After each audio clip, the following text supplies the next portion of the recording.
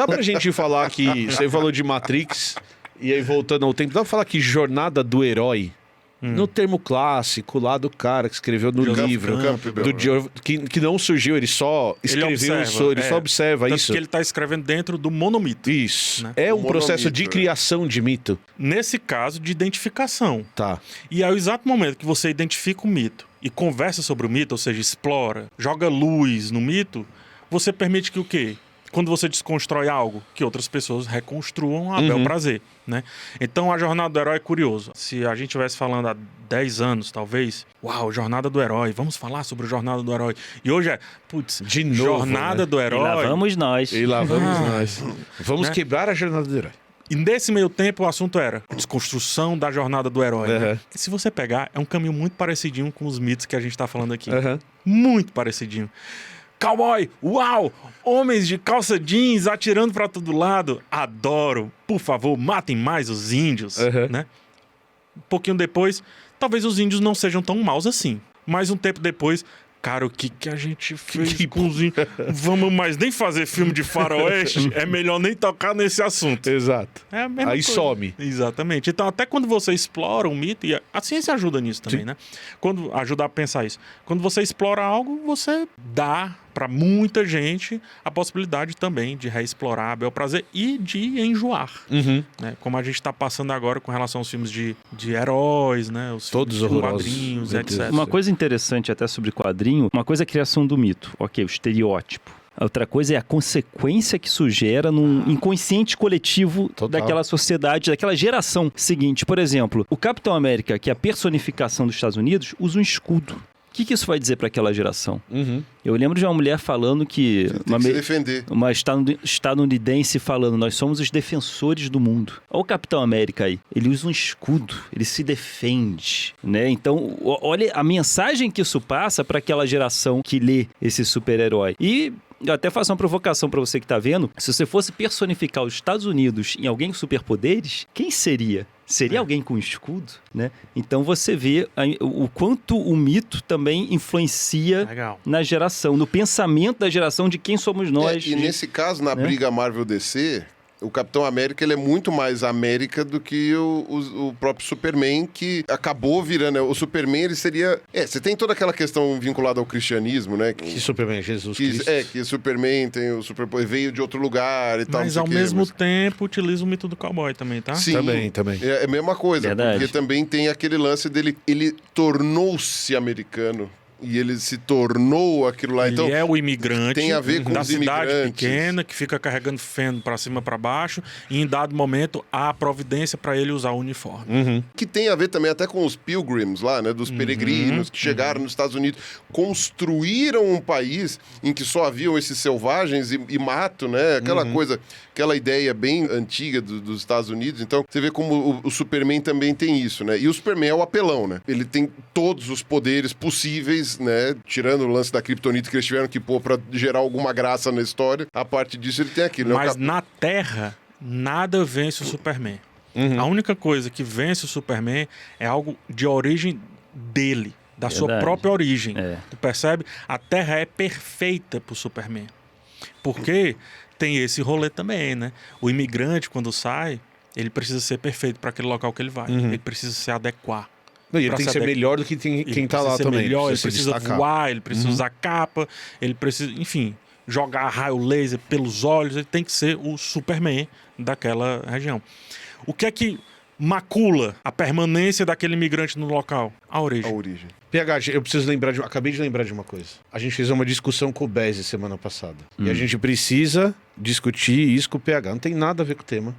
Mas a gente precisa discutir isso com o BH. Porque pra mim, mas você acabou de gerar um anticlímax. Mas teve um tema aqui que eu quero sugerir um novo programa. Por favor. Posso sugerir? Lógico. Pode.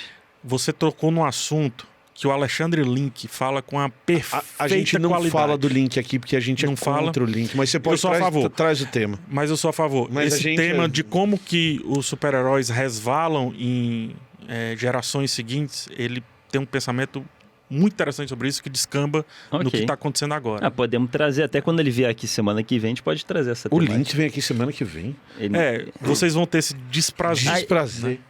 Mas isso aqui é um quadro. Isso aqui é um quadro. A gente não sabe. Pode ser semana passada. Não sabe. Ele pode vir semana passada. Vai ser um quebra-quebra, né? Vamos fazer que nem eu faço às vezes nos vídeos de publicidade. O link que veio aqui semana, que inclusive vocês já comentaram, é muito legal. Vocês falaram bem melhor com eles. Agora você fala também o link que veio hoje, o link que veio mês passado. Oi, link.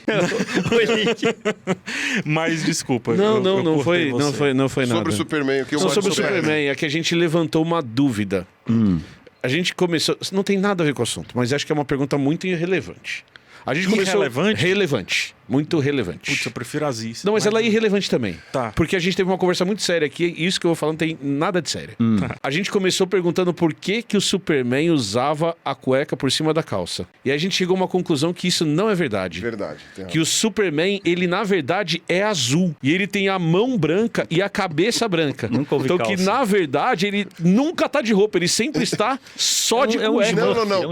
Ele tira a roupa de Clark Kent e ele fica de cueca. Ele fica só de cueca. Isso faz mais sentido o fato do Clark Kent funcionar como um perfeito disfarce pra ele. Exatamente. Porque ele tá vestindo uma pele, tipo aquele pessoal que veste aquela pele de pessoa forte, assim. Exato. Né? Isso. E aí, quando ele abre a camisa e tem o símbolo do Superman, fala, pô, por que ele não tem como tirar aquilo? Na verdade, aquilo? é a pele. Isso. É a pele dele. É tipo o Massaranduba, eu vou dar porrada, Exato. Né? Ele é o cara dentro da roupa do Massaranduba. Exato. E aí, a hora que ele abre a camisa, por isso... A referência, É por isso que a camisa não tem o volume da roupa. Sabe quando você coloca uma roupa em cima da outra? Não. Então o Superman, na verdade, ele é azul. Ele é azul. É uma boa teoria Ele da conspiração. Essa teoria da conspiração é legal. Isso. Ele é azul. E só a mão é branca e do pescoço pra cima é branco. E ele se preocupa em pôr uma cueca. Exato, porque senão seria ofensivo.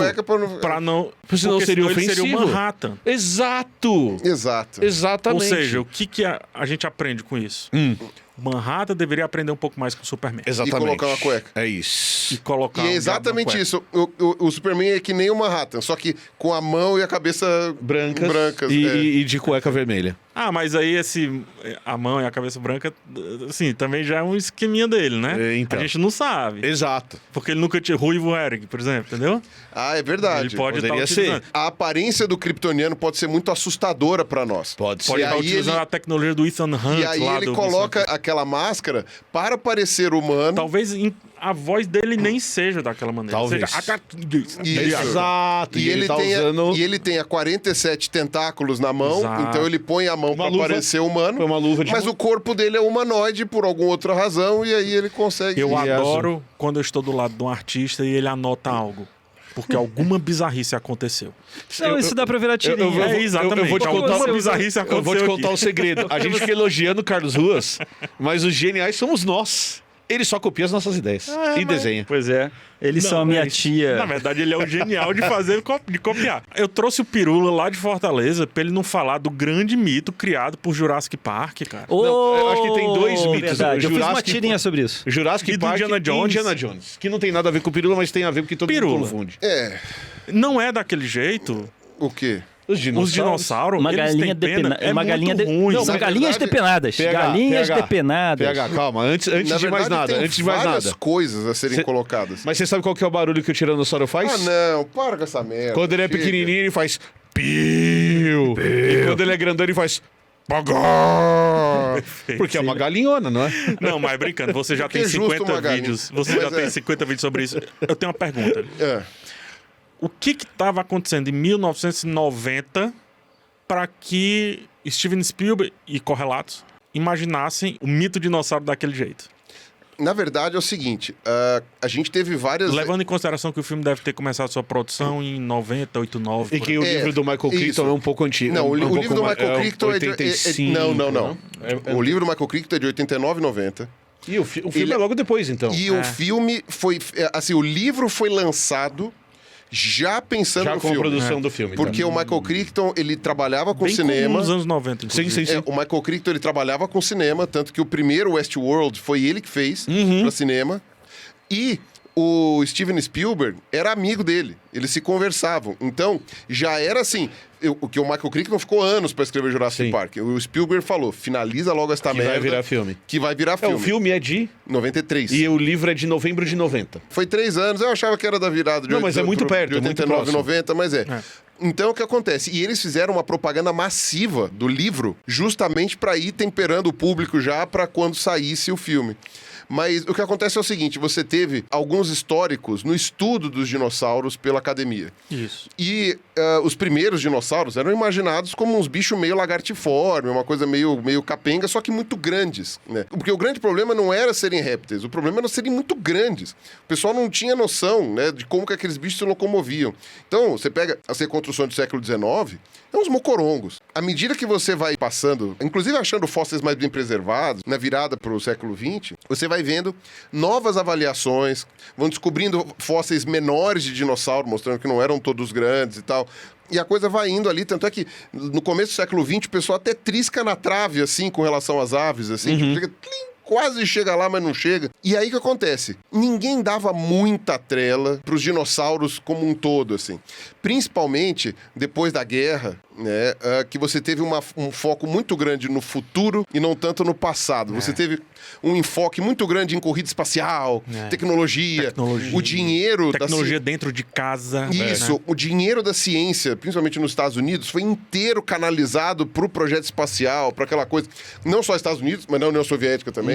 Então, quer dizer, a paleontologia nesses países acabou ficando em segundo, terceiro, quarto plano. Em determinado momento, fim dos anos 60, começo dos anos 70, o pessoal começou a voltar a estudar os dinossauros e a ver, não sei o quê. Voltou-se a ter finalmente uma preocupação sobre o que matou eles. Porque antes disso o pessoal mal pensava sobre isso. Falava, eles foram suplantados porque os mamíferos são melhores. Não, mas espera, você tinha mamífero antes. E não é assim que a biologia funciona também. E não é assim que funciona, não é melhor ou pior, porque senão não tinha crocodilo hoje. Mas sabe, havia um consenso dos dinossauros Jurassic Parkianos? Ainda não.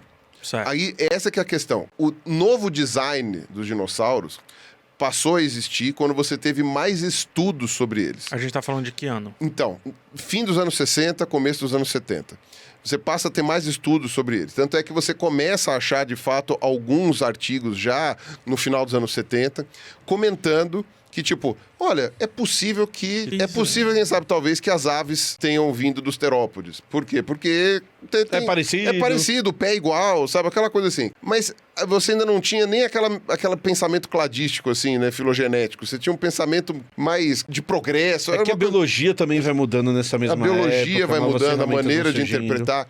Aí a geologia também bate forte. Então, o pessoal da geologia, a galera que descobriu o lance da cratera lá, estava explorando petróleo. Sim. Os pesquisadores lá do Toparam, México lá. né? Então, o que acontece? Você teve toda essa questão da matriz energética do planeta, que também acaba sendo levada para a questão da, né, porque a energia nuclear passa a ficar com aquela má fama, a galera volta mais pro petróleo, tem a crise do petróleo lá, da coisa, então a galera começa a querer achar petróleo em tudo quanto é lugar. Isso, quem estuda isso é geólogo, paleontologia, tal, não sei o quê. Então você tem toda uma questão no mundo.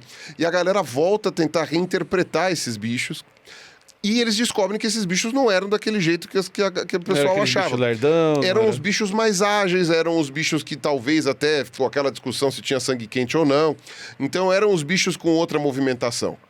E, então, durante todos os anos 70 e 80, mais ou menos, já foi se construindo academicamente uma ideia dos dinossauros mais ágeis, para contrapor aquela ideia do começo dos anos 20, do livro do Conan Doyle lá, do Mundo Perdido, mesmo os primeiros filmes lá do King Kong, o Caramba 4, que é aquela ideia do dinossauro meio troncho, assim, né, meio esquisitão. E aí, quando esse tipo de coisa começa a revolucionar, é que começa a dar a ideia no Spielberg de falar, cara, eu acho que a gente podia trazer isso para aquela coisa. E aí você tinha, ainda tem, né, o Jack Horner, que é um paleontólogo muito famoso nos Estados Unidos.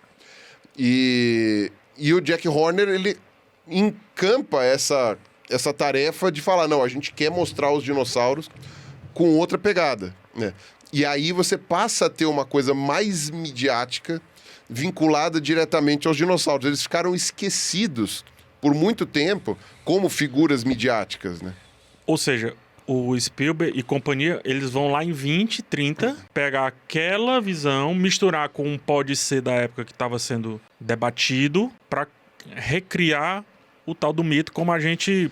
Quando eu digo quando a gente conhece, estou falando dos leigos, não os gênios. E uma coisa que ele quis mostrar, e que isso criou-se uma mitologia também, apesar de que no livro isso é bem explicado, mas no filme nem tanto, é o dinossauro como monstro. Sim. Entendeu? Pra fazer até um contraponto, coisa que os Estados Unidos nunca teve e precisou ter, que é o Godzilla e etc. Isso, não como bicho, mas como monstro. Sim, sim. Ok, o T-Rex é impressionante. Aquele bicho vivo é impressionante. Não é só porque, não, mas é Estados Unidos, é não sei o quê. Não. Aquilo ali é assustador.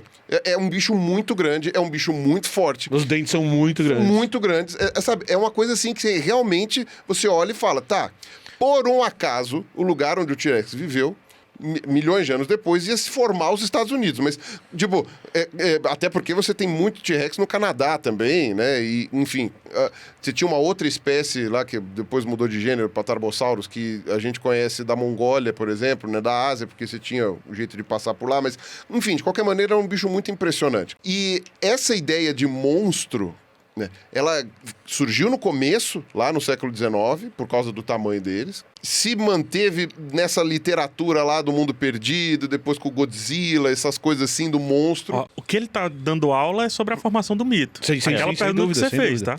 Você vê como o começo é muito difícil de identificar. E tem um outro mito nessa história que a gente inclusive os mitos envolvendo os herbívoros também. Sim. Porque os herbívoros você poderia chegar e falar assim, o bicho come planta.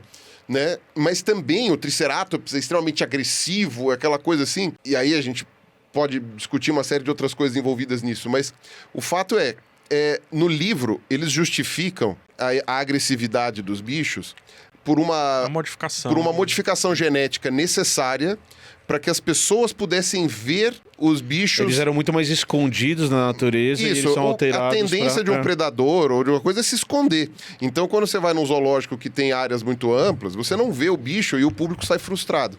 Como eles estavam querendo fazer um zoológico, eles ativaram um gene ali, ou introduziram um gene para fazer o bicho ficar mais agressivo, para que quando você jogasse uma cabra, por exemplo, no recinto do T-Rex, ele aparecesse e o público fosse lá bater palma, né? Ou seja, a favor do entretenimento, não houve uma preocupação com a verdade científica. Isso é uma coisa importante de dizer. Porque e não é o cinema? Total. Por que ele precisa ter penas? Porque é mais próximo do real ele ter penas. Isso é importante para a academia, mas para a arte... Isso não tem a mesma relevância. A arte, ela não pode... Volto a dizer, ela não pode se preocupar com isso. No exato momento que ela se preocupar com isso, ela perde a sua relevância enquanto representar como um ser humano enxergaria o quão grotesco poderia ser estar de frente para um T-Rex, por exemplo. Um T-Rex Godzilla pode ser mais interessante para a arte, para o cinema, do que um cientificamente correto. Mas aí, PH, a gente entra... Obviamente que eu não vou querer misturar. Eu vou fazer como uma analogia, mas não quero misturar a seriedade envolvendo certas causas com dinossauros, que com certeza é uma coisa que ninguém morre por causa disso. No máximo, você pode discutir financiamento de pesquisa, mas, né, tipo, dependendo da situação... Pra onde você vai. Não é aquela coisa. Mas você criar... você justificar que a arte não precisa corresponder à realidade para criar um estereótipo, mesmo que isso seja completamente fora da realidade, não é a mesma coisa que o pessoal pode dizer com relação a africanos, indígenas, japoneses, chineses, etc. Ponto. Por isso eu existo. Por isso o crítico de cinema existe. E por isso o paleontólogo divulgador científico existe também. E tem uma outra metade do Parque dos Dinossauros que acho que é importante, inclusive, nessa discussão de arte, que é como a arte vai influenciar no futuro da sociedade. Isso. Então tem uma metade do Parque dos Dinossauros que o Pirula não falou, que é da genética.